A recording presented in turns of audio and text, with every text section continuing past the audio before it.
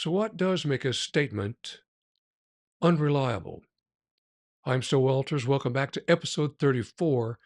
Agreement is not a confession. I want to share with you a little bit of detail of a case I recently worked involving a father who was accused of molesting two of his three daughters. And a question came up about his statement and its reliability. So, my conversation was with the defense attorney and with the prosecutor on this case.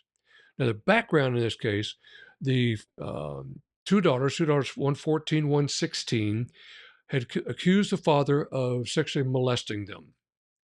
The 14-year-old had been in trouble at school twice for being sexually active with a boyfriend and caught at the act at the school. The 16-year-old is diagnosed as schizophrenic. The father told the 14-year-old that after being in trouble at school two times, he took her cell phone away from her, told her she would never date again until she turns 18 years old. Shortly after that, both girls accused the father of molestation. Now, first of all, let's look at the background of the father. Documented information. This man has had two, not one, but two different traumatic brain injury incidents.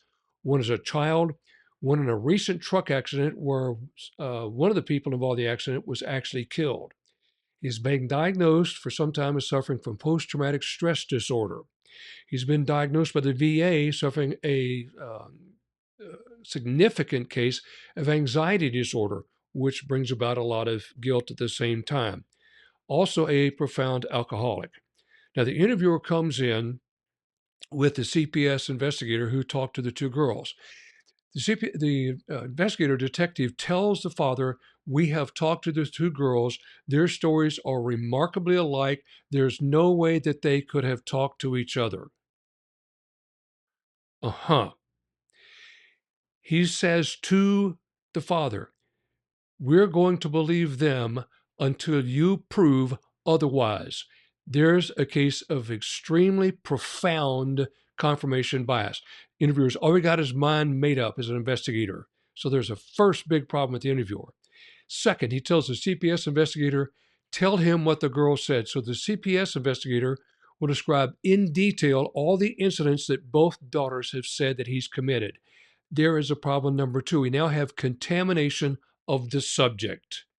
So you got to combine medical conditions, combine emotional conditions, psychological conditions are all going on. You've had the interviewer who has confirmation bias. You have contaminated the subject.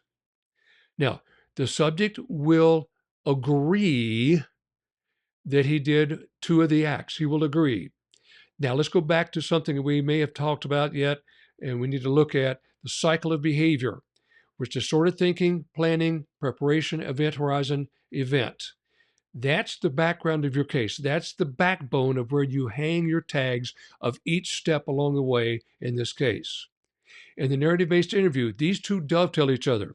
The first part of the four pillars of a successful narrative interview, number one is orientation, making a connection with the subject. Number two, allowing the subject to narrate. The interviewer never asked the subject to narrate what happened. Even though the father agrees that he did it, he does not interview him and asks him the particular setup, the specific details of either incident.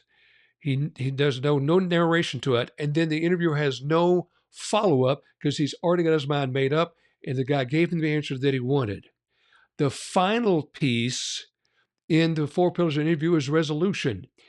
The only way the subject would be in possession and know that information is that they had to be there. What's the problem? Because early on, the CPS investigative detective told the father all the facts. He did not tell them.